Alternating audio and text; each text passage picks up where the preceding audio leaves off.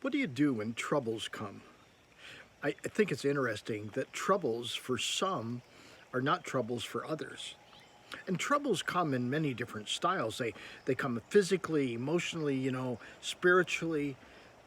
But what is a trouble? I was reading a post by a guy that I know that talked about how pastors talk about their troubles with people in the church, arguments and disagreements and things like that. His ministry is on the streets. And in the streets, troubles are people with knives and guns that want to hurt you. It's interesting how we look at troubles differently.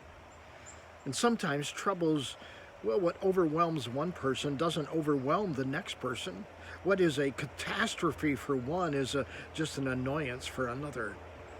Maybe what we need to learn how to do is look at troubles through the eyes of Jesus. Maybe then we might see troubles differently. Maybe we might see conflict and other issues differently. Troubles. Some see the rain as a trouble. Some see storms as trouble. I watched a video this morning of someone who was concerned about storm damage while they were camping from a storm that had come through during the night. And they got up in the morning and they looked and they had trees, branches down, but nothing serious. Troubles. They're different for all of us. And I suppose that we could look at what James says, count it all joy when you fall into various trials and tribulations. But even that, what is a trial and tribulation? Is it the same for all of us?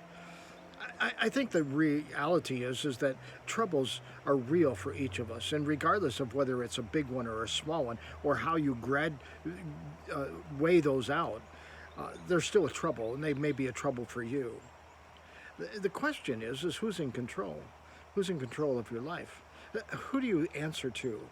And when you put that trouble in the hands of the one who, well, created everything, then I think that trouble becomes less of an issue, less of a burden. Maybe you need to do that.